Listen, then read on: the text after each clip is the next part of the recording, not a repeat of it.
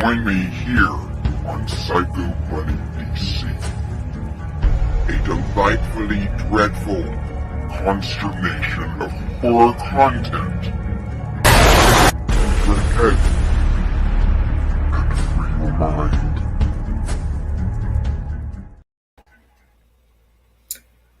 Hi guys, welcome to History 101 with Doomsday.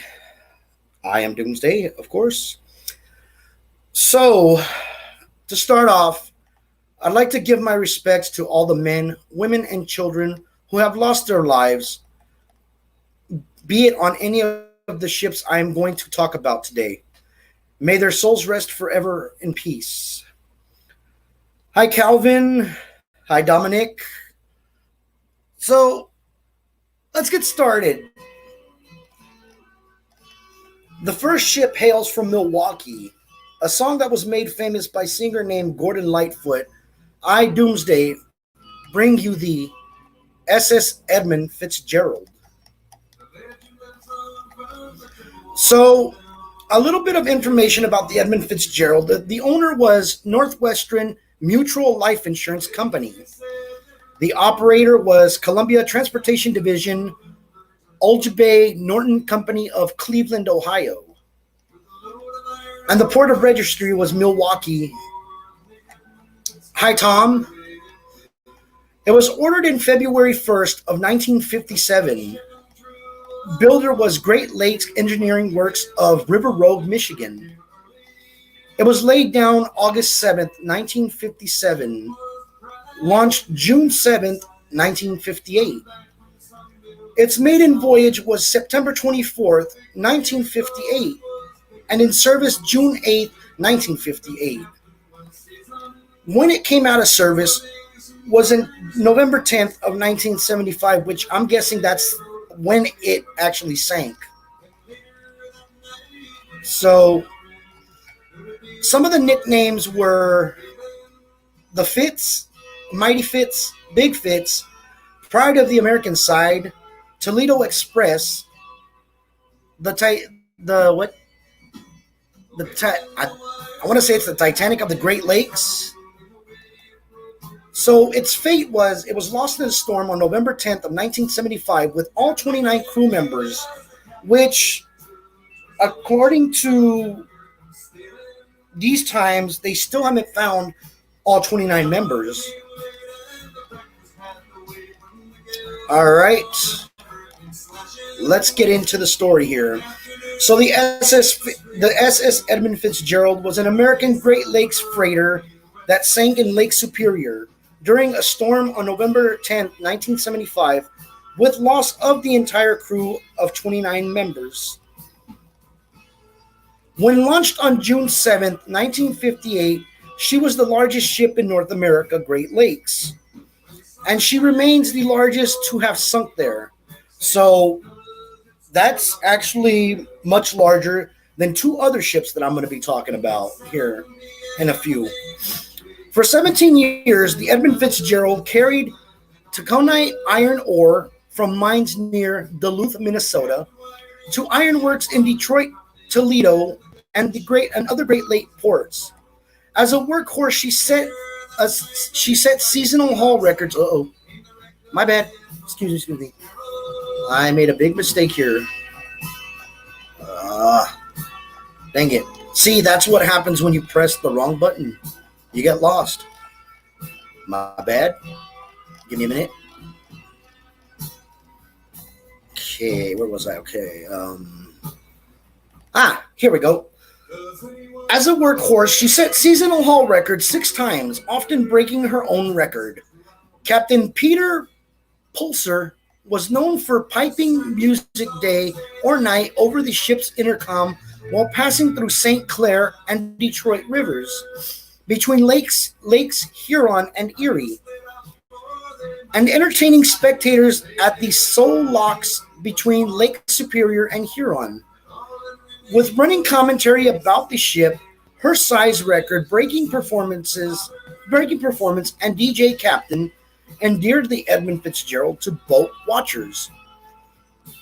Carrying a full cargo of ore pallets with Captain Ernest M. McSorley in command, she embarked on her ill-fated voyage from Superior, Wisconsin, near Duluth on the afternoon of November 9th, 1975. En route to a steel mill near Detroit, the Edmund Fitzgerald joined a second taconite freighter, the SS Arthur M. Anderson. By the next day, the two ships were caught in severe storms on Lake Superior, which, okay, the song that Gordon Lightfoot sings, it says, he mentions it is said that the lake never gives up her dead, which Lake Superior and stuff like that really is a dangerous lake to be at because the waters are severely cold. So it tends to consume people that are in there, the ship, like people from ships and stuff. Anyhow, okay. With near hurricane force winds and waves up to 35 feet, 11 meters high, shortly after 7:10 p.m., Edmund Fitzgerald suddenly sank in the Canadian Ontario waters 530 feet or 88 fathoms, 160 meters deep, about 17 miles, 15 nautical miles, 27 kilometers from Whitefish Bay near the twin cities of Salt Sweet Marie, Michigan, my bad, and Salt Sweet Marie, Ontario. A distance Edmund Fitzgerald could have covered in just over an hour at her top speed. Good day, Rob Gates. Good day. Oh, we got an Australian clown here. Welcome. Edmund Fitzgerald previously reported being in significant difficulties to Arthur M. Anderson. I have a bad list, lost both radars, and I'm taking heavy seas over the deck. One of the worst seas I've ever been in. However, no distress signals were sent before she sank. Captain McSorley's last 7:10 p.m. message to Arthur Anderson was, "We're holding our own." Her crew of 29 perished and no bodies were recovered. So it says that all 29 perished and no bodies were recovered, which I'm thinking that they had already actually they recovered some of the 29. Now don't quote me on it because I really don't know too much. But yeah, I've heard that they did recover some of them. The exact cause of the sinking remains unknown. Many books, studies, and expeditions have examined it. The Edmund Fitzgerald may have been swamped, suffered structural failure, or topside damage, experienced shoaling, or suffered from a combination of these. The disaster is one of the best known in the history of the Great Lakes shipping. Gordon Lightfoot, which I mentioned before, made the subject of his 1976 hit song, The Wreck of the Edmund Fitzgerald, which is an actual good song, and I suggest you go and listen to that song by Gordon Lightfoot. After reading an article, The Cruelest Month, in November 24th of 1975 issue of Newsweek, the sinking led to changes in the Great Lakes shipping regulations and practices that included mandatory survival suites, depth finders, positioning systems, increased freeboards, and more frequent inspections of vessels. So, we're going to get into more of the history here of the Edmund Fitzgerald. So, the design and construction part here is Northwest Mutual Life Insurance Company of Milwaukee, Wisconsin, invested in the iron and the minerals industries on large-scale basis, including the construction of the Edmund Fitzgerald, which represented the first such investment by American Life Insurance Company. In 1957, they contracted Great Lakes Engineering Works, the GLEW, of River Road, Michigan, to design and construct the ship within a foot of maximum length allowed for passage through the soon to be completed St. Lawrence Seaway. The ship's value at the time was 7 million, equivalent to 49.7 million in 2019. Edmund Fitzgerald was the first Laker built to the maximum St. Lawrence Seaway size, which was 730 feet or 222.5 meters long, 75 feet or 22.9 meters wide. And with the 25-foot or 7.6 meter draft, the molded depth, roughly speaking, the vertical height of the hull was 39 feet or 12 meters. The hull depth, the inside height of the cargo hold was 33 feet with 4 inches or 10.16 meters. The GLEW laid the first meal plate on August 7th the same year. With the deadweight capacity of 26,000 long tons, 29,120 short tons, 26,417 tons, and 729-foot hull, Edmund Fitzgerald was the longest ship on the Great Lakes, earning her the title Queen of the Lakes.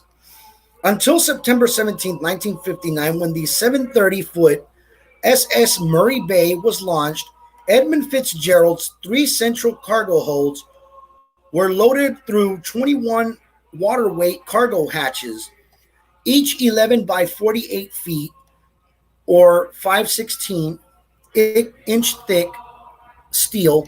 Originally coal-fired, her boilers were converted to burn oil during 1971 to 72 winter layup. In 1969, the ship's maneuverability was improved by the installation of diesel-power bow thrusters. By ore freighter standards, the interior of Edmund Fitzgerald was luxurious. Her J.L. Hudson Company designed furnishings included deep pile carpeting, tiled bathrooms draped over portholes, and leather swivel chairs in the guest lounge. There were 2 staterooms for passengers, air conditioning extended to the crew's quarters, which featured more amenities than usual.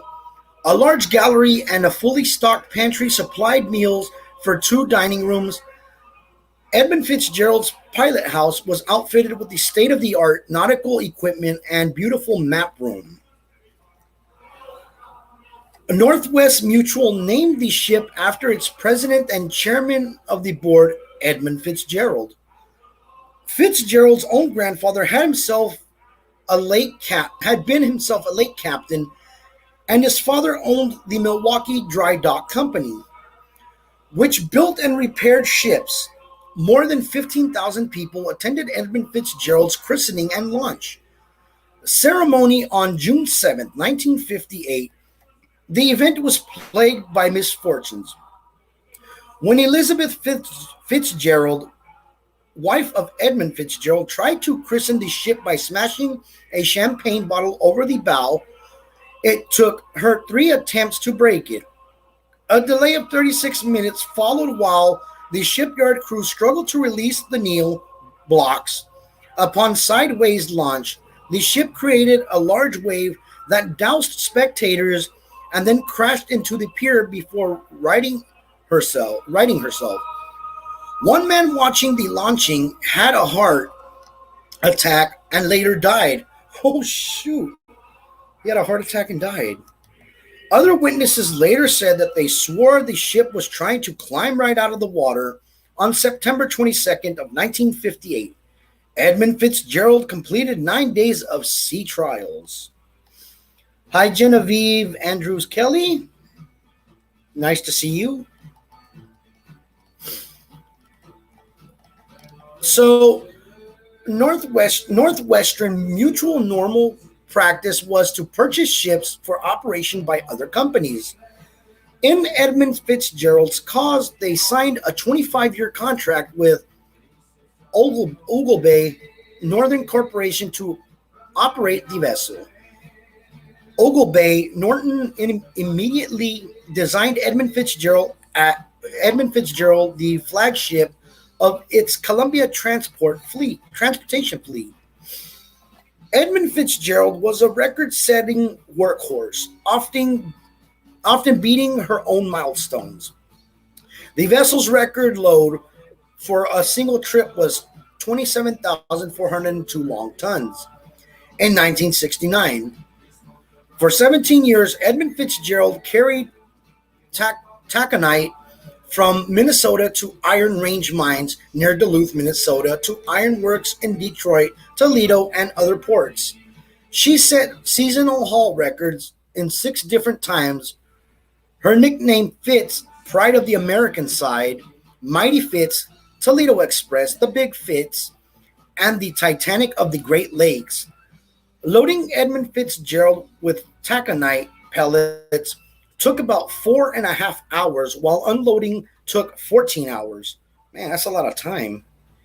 Round trips between Superior, Wisconsin and Detroit, Michigan usually took her 5 days, and she averaged about 45 similar trips per season. The vessel's usual route was between Superior, Wisconsin and Toledo, Ohio, although her port of destination could vary. By November 1975, Edmund Fitzgerald had logged an estimated 748 round trips on the Great Lakes and covered more than a million miles, a distance roughly equivalent to 44 trips around the world. Whew, it's a lot of trips. I mean, can you imagine 44 trips around the world? Ah, that's going to be a lot. So, up until a few weeks before her loss, passengers had traveled on board as the company guests. Frederick Stonehouse wrote, "Stewards treated the guests to the entire VIP routine. The cuisine was reportedly excellent, and snacks were always available in the lounge. A small but well-stocked kitchenette provided the drinks. Once each trip, the captain held candlelight dinners for the guests, complete with mess-jacketed stewards and special clam digger punch." Oh, what's clam digger punch? I wonder. If anybody knows what clam digger punch is, let me know. I want to know what that is. So because of her size, appearance, string of records, and DJ Captain, hey, that's a pretty good name. DJ Captain in the house. So the Edmund Fitzgerald became a favorite of boat watchers throughout her career, although Captain Peter Pulser was in command of the Edmund Fitzgerald on trips when cargo records were set. So Psycho Mantium says it's a sex movie. Who is that? Come on. All right. Okay, so now I lost my train of thought. Okay. On trips when cargo records were set, he is best remembered for piping music day or night over the ship's intercom system while passing through St. Clair and Detroit rivers. While navigating the Solocks, he would often come out of the pilot house and use a bullhorn to entertain tourists with the commentary of details about the Edmund Fitzgerald. So in 1969, Edmund Fitzgerald received a safety award for 8 years of operation without a time off worker injury. The vessel ran aground in 1969, and she collided with SS Hochelda in the 1970s. Later that same year, she struck a wall of a lock, an accident repeated in 1973 and 1974. During 1974, she lost her original bow anchor in the Detroit River. None of these mishaps, however, were considered serious or unusual. Freshwater ships are built to last more than half a century, and Edmund Fitzgerald would still have had a long career ahead of her when she sank. So here we go with the the actual final voyage and wreck. This is where we're going to get into what happened. So, Edmund Fitzgerald left Superior, Wisconsin at 2:15 p.m. on the afternoon of November 9th, 1975. Under the command of Captain Ernest M. McSorley, she was en route to the steel mill on Zug Island. Now, some of y'all people know what Zug Island is, if you haven't heard of the Insane Clown Posse. Yeah, they mention Zug Island a lot. Well, anyways, with a cargo of 26,116 long tons of taconite or pellets, and soon reached her full speed at 1.63 miles per hour. 16.3 miles per hour. My bad. Around 5 p.m., Edmund Fitzgerald joined a second freighter under the command of Captain Jesse B. Bernie Cooper. Arthur M. Anderson, destined for Gary, Indiana, out of Two Harbors, Minnesota.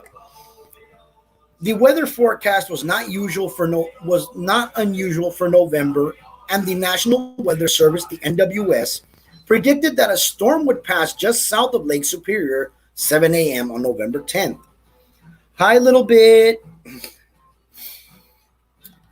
SS Wilfred Sykes loaded up opposite Edmund Fitzgerald at the Burlington Northern Docks, number 1, and departed at 4:15 p.m., about 2 hours after the Edmund Fitzgerald. In contrast with the National Weather Service forecast, Captain Dudley J. Packett of the Wilfred Sykes predicted that a major storm would directly cross Lake Superior. From the outset, he chose a route that took advantage of the protection offered by the lake's north shore to avoid the worst effects of the storm. Oh, shoot. The crew of the Wilfred Sykes followed the radio conversations between the Edmund Fitzgerald and the Arthur M. Anderson during the first part of the trip, and overheard their captain deciding to take the regular Lake Carriers Association downbound route. Okay. The National Weather Service altered its forecast at 7 p.m., issuing gale warnings for the whole of Lake Superior. Arthur M. Anderson and Edmund Fitzgerald altered course northwest, seeking shelter along the Ontario shore, where they encountered a winter storm at 1 a.m. on November 10th. Edmund Fitzgerald reported winds of 52 knots. High. Captain Packett of the Wilfred Sykes reported after 1 a.m. he overheard McSorley say that he had reduced the ship's speed because rough conditions. Packett said that he was stunned to later hear McSorley, who was not known for turning aside or slowing down, state, "We're going to try for some lee from the Isles Royale. Excuse me. You're walking away from us. I can't stay with you." So we got a little bit here that says Doomsday. Hello. At 2 a.m. on November 10th, the National Weather Service upgraded its warnings from gale storm to forecasting winds of 35 to 50 knots. Until then, Edmund Fitzgerald had followed Arthur M. Anderson, which was traveling at a constant 14.16 miles per hour. But the faster Edmund Fitzgerald pulled ahead about 3 a.m.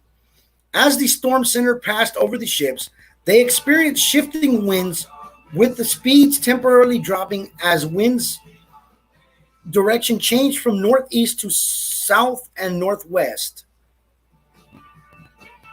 After 1:50 p.m., when Arthur M. Anderson logged winds of 50 knots, wind speeds again picked up rapidly, and it began to snow at 2:45 p.m. Reducing visibility, Arthur M. Anderson lost sight of Edmund Fitzgerald, which was about 16 miles ahead at the time. Shortly after 3:30 p.m., Captain McSorley radioed Arthur M. Anderson to report that the Edmund Fitzgerald was taking water and had lost two vent covers and fence railing.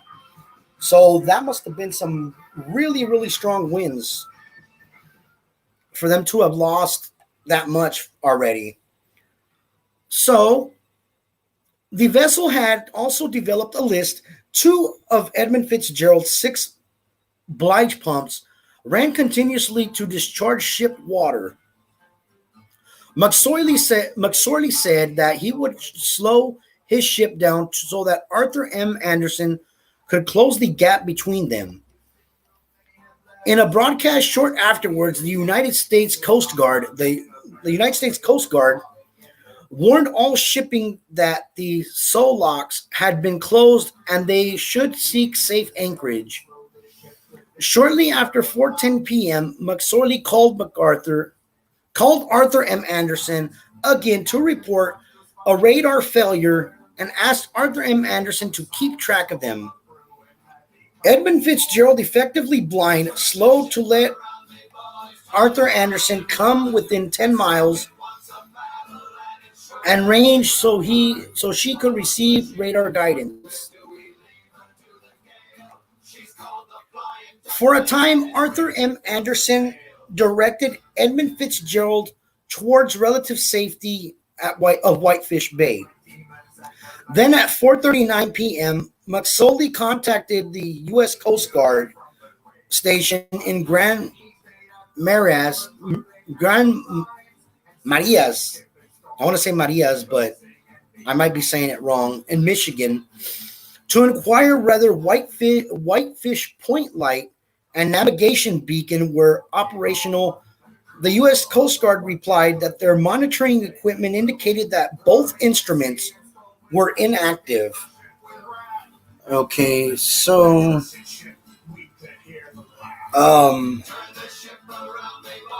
McSorley hailed any ships in the Whitefish Point area to report the state of the navigational aids, receiving an answer from Captain Cedric Woodard of Aviators between, Avifors between 5 and 5:30 p.m. that the Whitefish Point light was on but not the radio beacon. Woodard testified to the Marine Board that he overheard McSorley say, "Don't allow anybody on deck," as well as something about a vent that Woodard could not understand. Sometime later, McSorley told Woodard, "I have a bad list. I have lost both radars, and I'm taking heavy seas over the deck in one of the worst seas I have been in." By late in the afternoon of November 10th, sustained winds over 50 knots were recorded by ships and devastation points across the eastern Lake Superior. Arthur M. Anderson logged sustained winds as high as 58 knots, while waves increased to a high as 25 feet. By 6 p.m., Arthur M. Anderson was also struck by 7 to 75 knot gusts and rogue waves as high as 35 feet. So, at approximately 7:10 p.m., when Arthur M. Anderson notified Edmund Fitzgerald of an upbound ship, asked how she was doing, McSorley reported, "We're holding our own." That's the last anyone heard from her. No distress signal was received, and 10 minutes later, Arthur M. Anderson lost the ability to either reach Edmund Fitzgerald by radio or to detect on her on the radar. So let me do something here real quick. Give me a minute. Okay, back. Sorry, my phone kept dinging.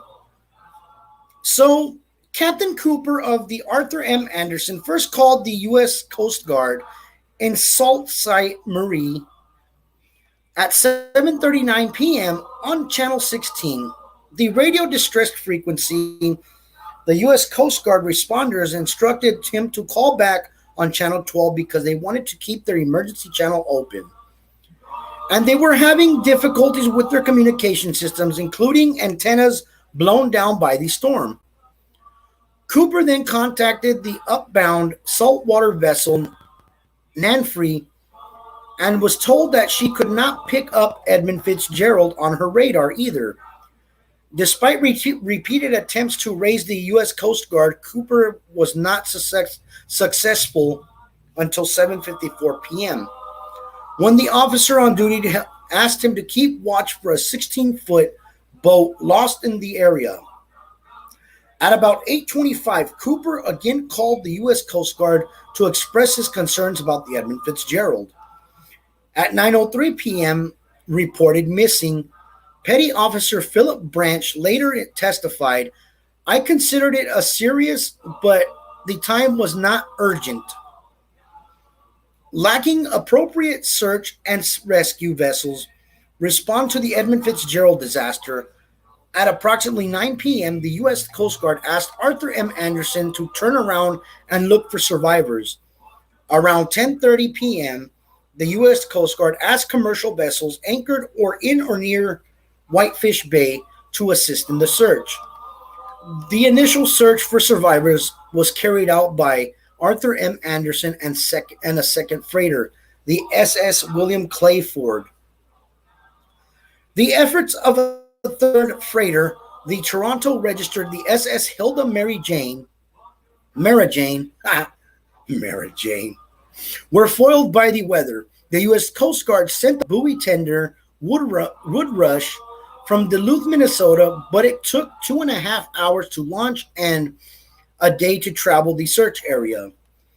The Traverse City, Michigan U.S. Coast Guard Station launched an HU-16 fixed-wing search aircraft that arrived on the scene at 10:53 p.m., while the HH-52 U.S. Coast Guard helicopter with the 3.8 million candle power searchlight arrived at 1 a.m. on November 11th.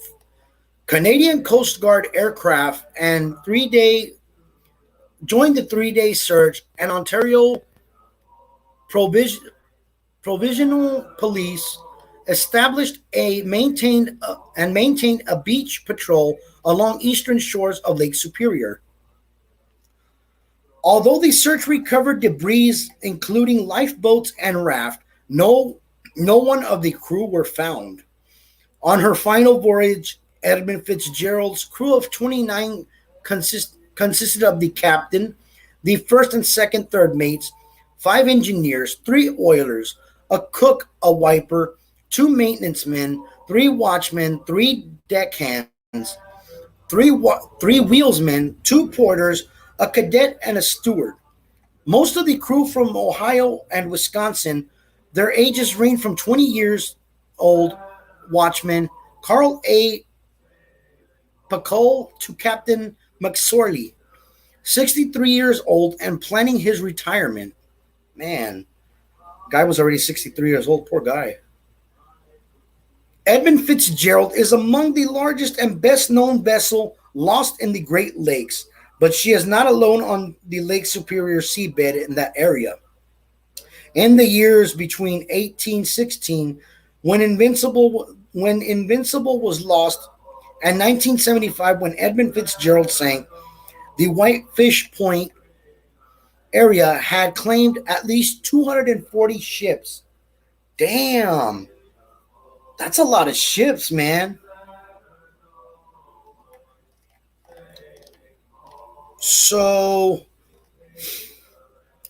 a U.S. Navy Lockheed P-3 Orion aircraft, piloted by Lieutenant George Connor and equipped to detect magnetic anomalies usually associated with submarines, found on the wreck on November 14, 1975. Edmund Fitzgerald lay about 15 miles west of Dead Man's Cove, Ontario, 17 miles from the entrance up to Whitefish Bay, to the southeast in Canadian waters, close to the internal boundaries, a depth of 530 feet.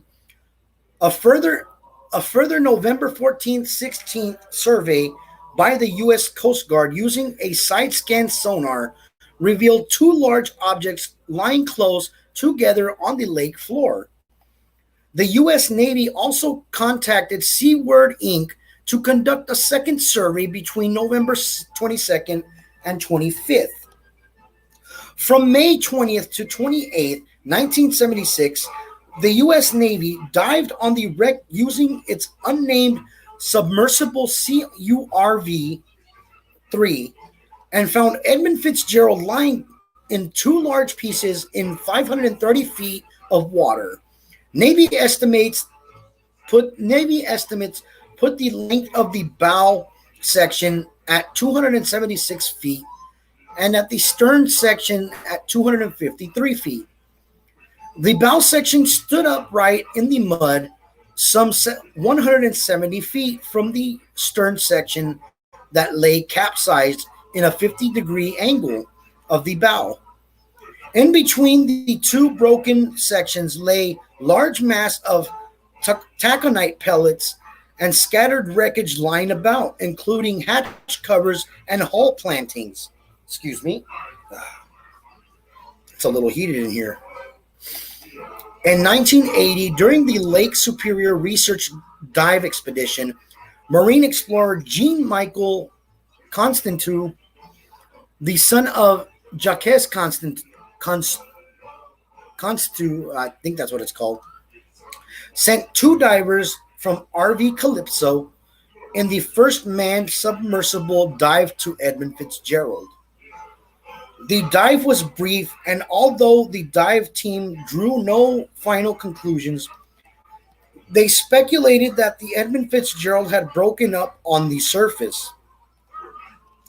The Michigan Sea Grant Program organized a 3-day dive to survey the Edmund Fitzgerald in 1989. The primary objective to the record 3D videotape for use in the museum, educational programs, and production documentaries, the expedition used towed survey system, the TSS Mk1, and the self-propelled tethered free-swimming remotely operated underwater vehicle, the ROV, the mini rover, was equipped with a miniature stereoscopic cameras and wide-angle lenses in order to produce 3D images. They towed survey systems and the mini rover were designed, built, and operated by Chris Nicholson of the Deep Sea Systems International. Whew. So, participants included National Oceanic and Atmospheric Administration, the NOAA. Hey, Chaos!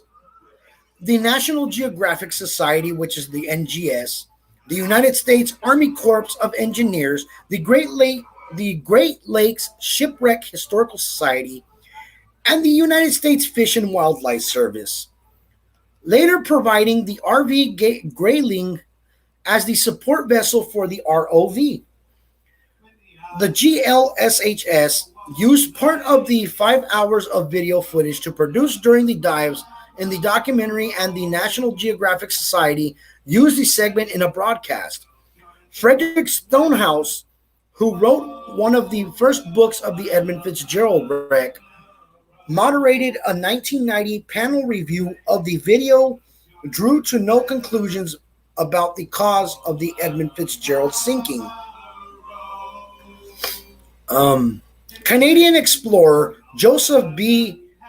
McClelland organized and led 6 publicly funded dives to the Edmund Fitzgerald over a 3-day period in 1994.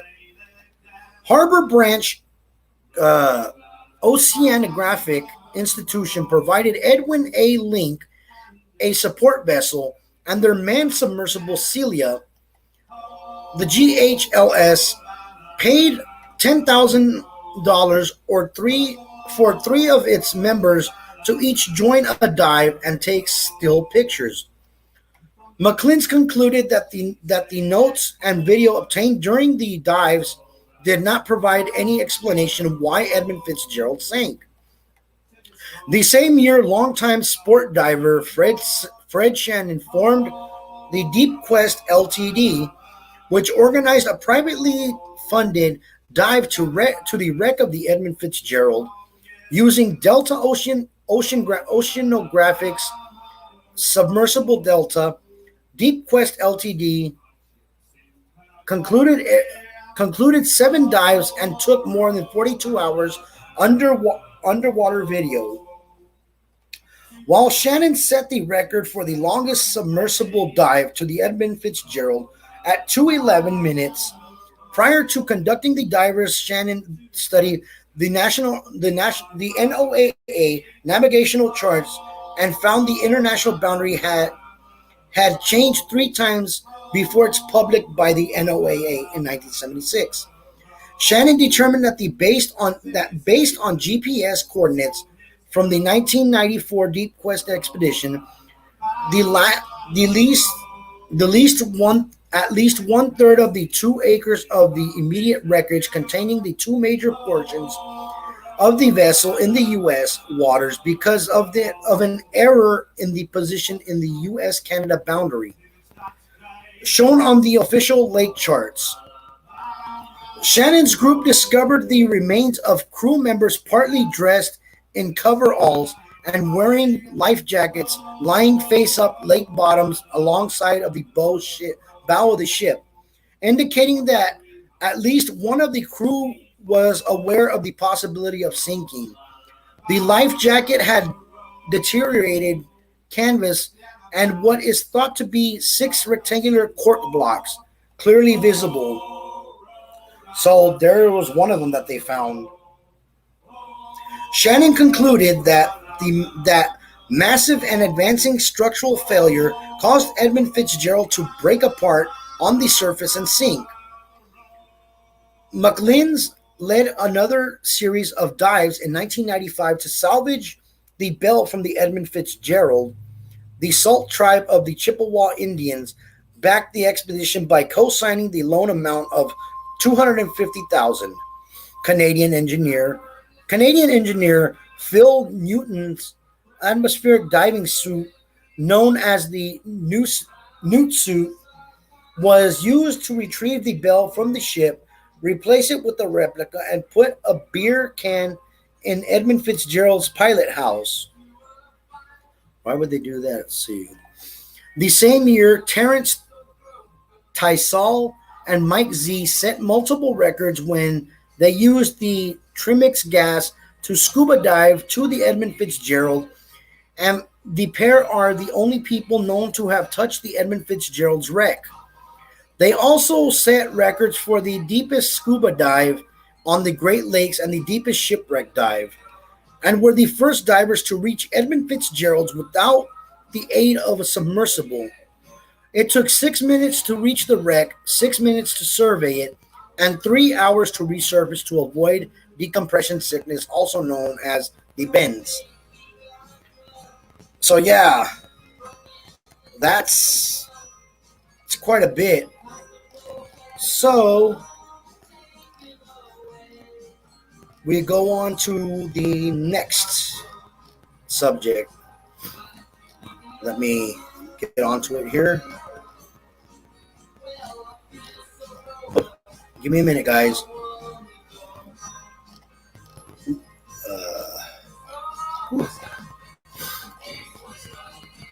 Trying to get everything's going real slow. Okay. Next subject here is it's the 1940s and World War II is going on. A battleship nicknamed the Blue Ghost is launched. Join me as we take the trip of the USS Lexington CV-16. So, a little bit on the USS Lexington. That actually had gotten blown up in Pearl Harbor, but the thing is that it never sunk. Actually, what happened was It the shell was intact. It was retired in, let's see, laid down the 15th of July of 1941. That's when it was. I'm thinking that's when it was retired. Oh, okay, no. My bad. It was decommissioned in April 23rd of 1947, recommissioned August 15th of 1955, decommissioned again in 1991 of November 8th. And afterwards, it was actually made into an actual museum, which it's in Corpus Christi, not too far away from me. And Chaos, I know if you're on here, I know you've probably been. Have you ever been to the Lexington and Corpus? Either way, let's get on with this. So, hey,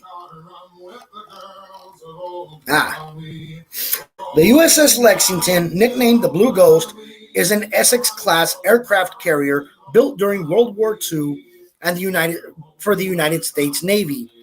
Originally intended to be named Cabot, the word arrived during construction that the USS Lexington CV-2 had been lost in the Battle of Coral Sea. The new aircraft carrier was renamed while under construction to commemorate the earlier ship. So the first USS Lexington, which is the picture I think that they showed was where it was blown up. That's the one that sank. And see, I totally didn't know that until right now. So that one blew up, sank, and then they remade another one, which is now which is the one that is a museum. So she was the fifth U.S. Navy ship to bear the name in honor of the Revolutionary War Battle of Lexington. Since 1992, the ship has been docked in Corpus Christi, where it operates as a museum. The ship was laid down as Cabot on the 15th of July, 1941, by Forest River Shipyard in Quincy, Massachusetts. So it wasn't from Corpus, it was from Massachusetts. In May of 1942, the USS Lexington CV-2, which had been built in the same shipyard 2 decades earlier, was sunk at the Battle of Coral Sea. In June, workers at the shipyard submitted a request to the Navy Secretary Frank Knox to change the name of a carrier currently under construction there to Lexington. Knox agreed to the proposal, and Cabot was renamed as the fifth USS Lexington on the 16th of June, 1942. She was launched on the 23rd of September of 1942, sponsored by Miss Theodore Douglas Robinson. Lexington was commissioned on February 17, 1943, with Captain Felix Stump in command. Lexington was commissioned in February of 1943 and saw extensive services through the Pacific War. For much of her service, she acted as a flagship for Admiral Mark Mistcher and led the Fast Carrier Task Force through their battles across the Pacific. She was the recipient of 11 battle stars and the Presidential Unit Citation. Followed the war, Lexington was decommissioned, but was modernized and reactivated. There we go. In early 1950, being reclassified as an attack carrier (CVA). Later, she was reclassified as an anti-submarine carrier. In her second career, she operated both in the Atlantic and Mediterranean and the Pacific, but spent most of her time, nearly 30 years, in Pensacola, Florida, as a training carrier. Lexington was decommissioned in 1991 with an active service life longer than any other Essex-class ship. Following her decommissioning, she was donated for use as a museum ship in Corpus Christi, Texas. In 2003, Lexington was designated as a National Historical Landmark. Through her surviving sister ships, Yorktown, Intrepid, and Hornet, carry lower hull numbers, Lexington was laid down and commissioned earlier, making Lexington the oldest remaining fleet carrier in the world. So yeah, back in 1997, I had went to Lexington, and let me tell you one thing: that ship is freaking huge. That has been the first time that I have ever seen an actual ship in person. After a shakedown cruise in the Caribbean, Lexington sailed via the Panama Canal to join the Pacific Fleet. One of the carrier's first casualties was in 1939 Heisman Trophy winner Niall Kinnick. During the ship's initial voyage to the Caribbean in 1943, Kinnick and other naval flyers were conducting training flights off her deck. The Grumman F-4F Wildcat, flown by Kinnick, developed a serious oil leak while airborne and was unable to return to the Lexington, crashing into the sea 4 miles from the ship. Neither Kinnick nor his plane were ever recovered. Whew. Lexington arrived at Pearl Harbor on the 9th of August, 1943, and participated in the raid of Tarawa air bases late in September, followed by a raid in Wake Island in October, before returning to Pearl Harbor to prepare for the Gilbert Islands operation. From the 19th to the 24th of November, she made searches and flew sorties in the Marshalls, covering the landings in the Gilberts. Her aviators downed 29 enemy aircrafts on the 23rd or 24th of November. So, the Lexington sailed to raid Kwajalein on the 4th of December. Her morning strike destroyed the SS Kembu Maru, damaged 2 cruisers, and accounted for 30 enemy aircrafts. Her gunners splashed 2 of the enemy's torpedo planes and attacked at midday, but were ordered not to open fire at night as Admiral Charles Pownall, then in command, believed it would give their position away.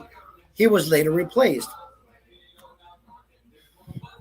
At 19:20 that night, a major air attack began while the task force was underway off of Kwajalein. At 23:22, parachute flares from Japanese planes silhouetted the carrier, and 10 minutes later, she was hit by a torpedo on the starboard side, knocking out her steering gear. 9 people were killed, 2 on the fantail, and 7 in the chief petty officer's mess room, which was a repair partly situation during general's quarters. 4 members of the affected repair party survived because they were sitting on a couch that apparently absorbed the shock of the explosion, settling 5 feet by the stern. The carrier began circling port amidst dense clouds of smoke pouring from the ruptured tanks. To maintain watertight integrity, damage control crews were ordered to seal damaged compartments and welded them shut, applying heavy steel plates where needed. An emergency hand-operated steering unit was quickly devised, and the Lexington made Pearl Harbor for emergency repair. Arriving on the 9th of December, she reached Bremerton,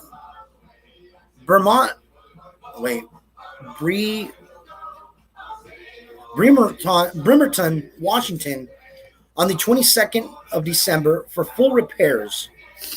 So, a little known paranormal fact about the Lexington is that it is heavily haunted. Many people have claimed that in the Lexington they've seen a soldier to be walking around. they've seen plenty of weird things. Like they've seen things that have moved or just major appearances and stuff. So yeah, it's pretty haunted. Following this attack, the ship was reported to as sunk by Japan's Tokyo Rose, the first several such assertions. And mind you, that these Japanese people were kamikazes. So these people would fly their planes right to the naval ship, which was pretty messed up, man. I mean, why would someone do that? Seriously. The Lexington returned to Majuro, Majuro in time to be present when Rear Admiral Mark Mitcher took command of newly formed Task Force 58, the TF-58, on the 8th of March. Mitcher took Lexington as his flagship, and after a warm-up strike against Mile, the fast carrier task force began a series of operations against Japanese positions in the Central Pacific. She supported Army landings at the Hollandia, currently known as Jayapura, on the 13th of April, and then raided the strong point of Turk on the 28th of April. Heavy counterattacks left Lexington untouched, her planes splashing 17 enemy fighters, but for the second time, Japanese propaganda announced her sunk. So these Japanese soldiers, the Japanese government, was telling everybody, "Oh, this ship sunk. This ship sunk." No, she never did. A surprise fighter strike on Sapien on the 11th of June nearly eliminated all air oppositions over the island, then battered it from the air for the next 5 days. On the 16th of June, Lexington fought off a fierce attack by Japanese torpedo bombers based on Guam. So I'm thinking that those torpedo bombers were the kamikazes, which are suicidal Jap fighters.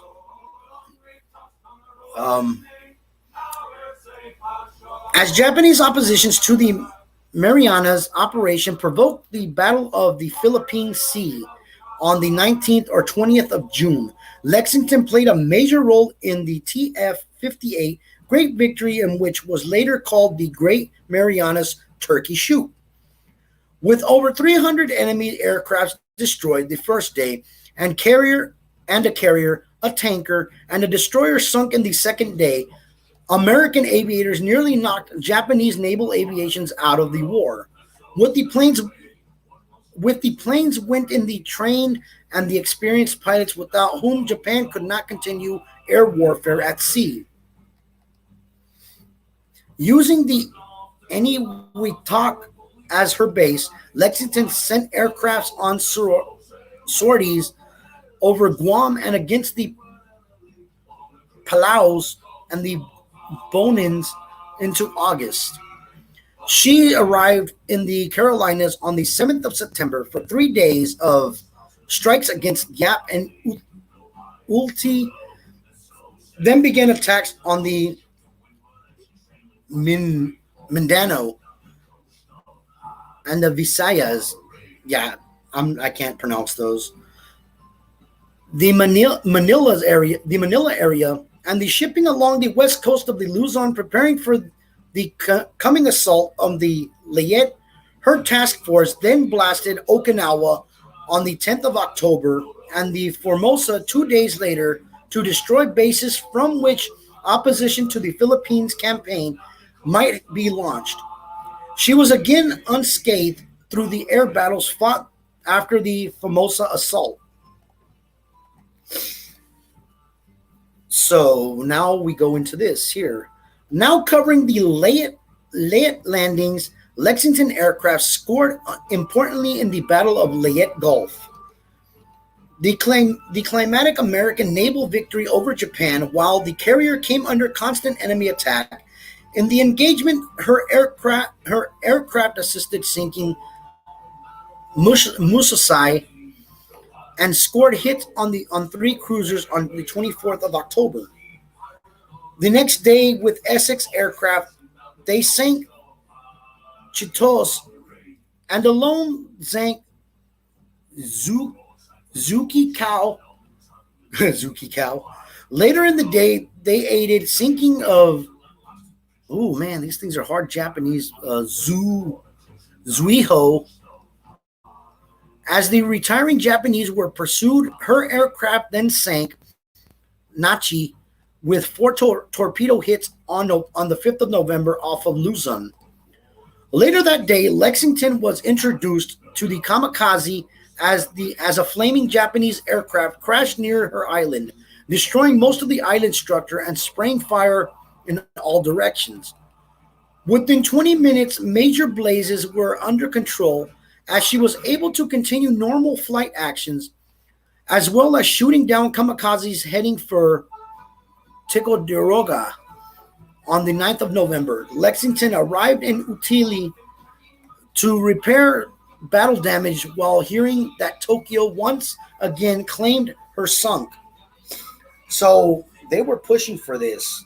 They were pushing to the propaganda that the ship sank. Uh, so chosen as the flagship for Task Group 58.2 TG 58-2, on the 11th of December, she struck the airfields of Luzon and Formosa during the first days of January of 1945.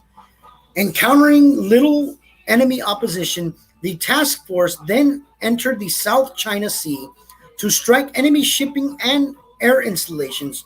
Strikes were flown against Saipan, Camara Bay, and the Indochina, Hong Kong. The Pescadores and Formosa's task force planes sank four merchant ships and four escorts in one convoy and destroyed at least 12 in another at Camara Bay on the 12th of January. Leaving China Sea on 20th of January, Lexington sailed north to strike Formosa again on the 21st of January and Okinawa again on the 22nd of January. So, yeah, this is. So we're going to get on to after the war now. Lexington was decommissioned at Birmingham, Washington on the 23rd of April, 1947, and entered the National Defense Reserve Fleet. While in reserve, she was designated a designated attack carrier, CVA-16, on the 1st of October of 1952. In September of 1953, Lexington entered the Puget Sound Naval Shipyard. She received an Essex-class SCB-27C and SCB-125.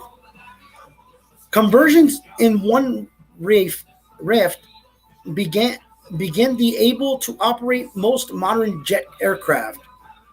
The most visible distinguishing features were angled flight decks, stream catapults, and new island and hurricane bow. Whew, that's a lot of info. Um, so let me check and see. Let me check my time. Ooh. All right. I'm just going to get into the Titanic real quick because it has been an hour, so I don't want to take up any time here. So we start off in Southampton, April 10th, 1912. A ship departs, and 4 days later at 11:40 p.m. hits an iceberg, sinking 2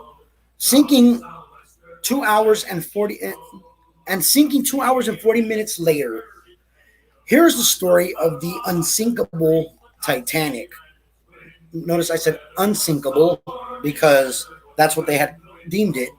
But hey, Um, so let's get into here real quick. The RMS Titanic was a British passenger liner operated by the White Star Line that sank in the North Atlantic Ocean on the 15th of April, 1912. After striking an iceberg during her maiden voyage from Southampton to New York City, of the estimated 2,224 passengers and crew aboard, more than 1,500 died, making the sinking at the time the deadliest of single ships in the West, and the deadliest peacetime sinking of the superliner or cruise ship to date. Which much public attention, the aftermath of the disaster had since been the material of many artistic works and founding materials in the disaster film genre. The RMS Titanic was the largest ship afloat at the time she when she entered service, and was the second of the three Olympic class ocean liners operated by the White Star Line. She was built by the Harland and Wolff shipyard in Belfast. Thomas Andrew, chief naval architect of the shipyard at the time, died in the disaster. So the creator of this ship actually died with it. Wow, that's pretty interesting. Titanic was under the command of Captain Edward Smith, who also went down with the ship. The ocean liner carried some of the wealthiest people in the world, as well as hundreds of immigrants from Great Britain and Ireland, Scandinavia, and elsewhere throughout Europe, who were seeking a new life in the United States.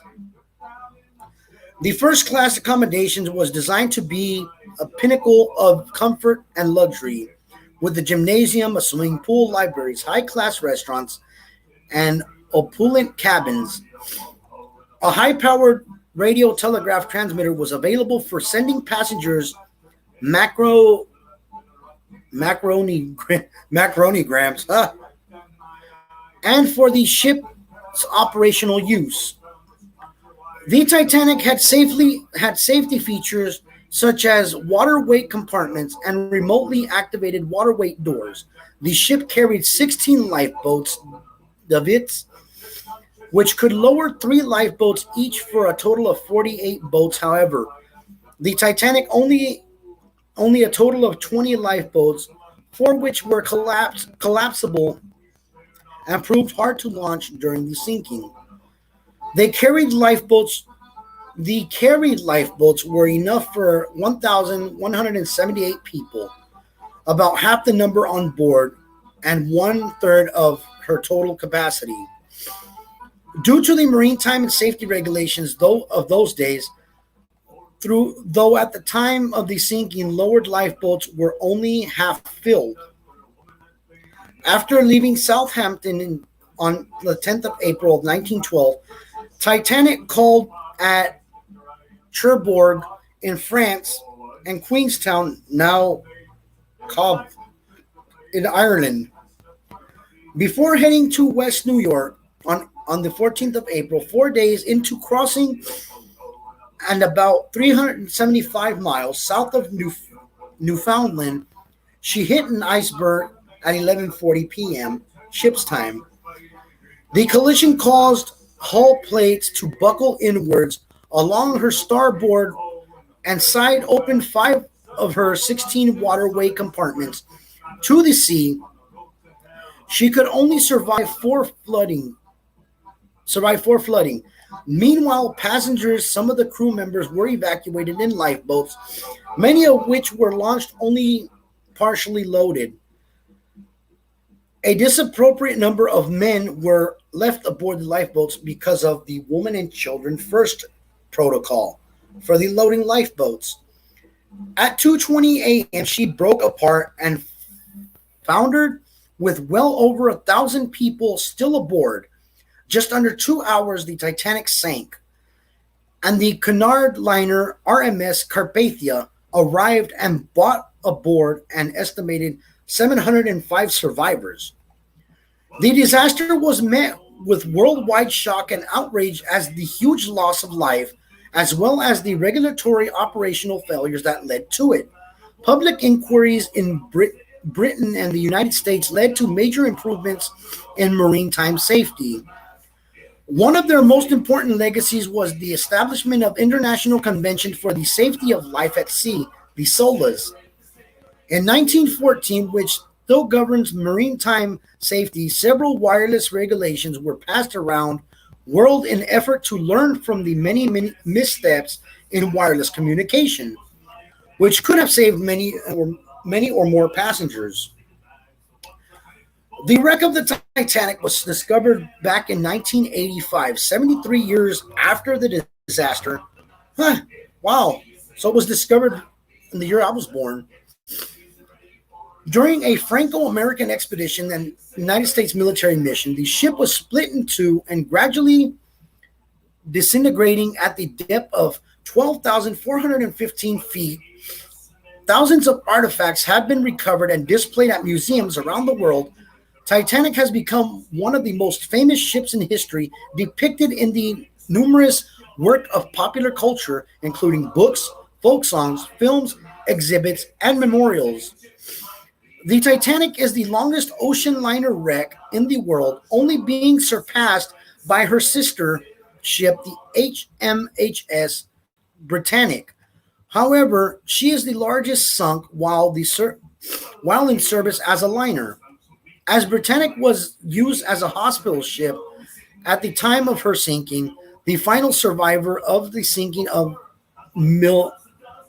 Melvina Dean, aged 2 months at a time, died in 2009 and 1997. So, needless to say, I out of time, and it's still a lot longer, but I could continue it Monday. So, with being said, go follow Psycho Bunny Death Cult, Psycho Mantium 13, Roots Bleed Red, Chaos and Squeaks. The Sideshow, go follow Stray Hair, follow Your Odd Mother, follow the Sinister Sisters, Tom and Dom's World, Tom's World. What else am I missing? A little help here. Who am I missing? Also follow my page. That's facebook.com / Dooms. Is it Doomsday 1985? Also follow Cemetery Joe. He does his movies, his little B-horror movies on YouTube because Facebook right now is not letting us show his movies. So go follow him on YouTube. Also follow PBDC. That's P as in Pat, B as in boy, D as in dog, C as in cat, TV. And I will see you guys Monday. See you later.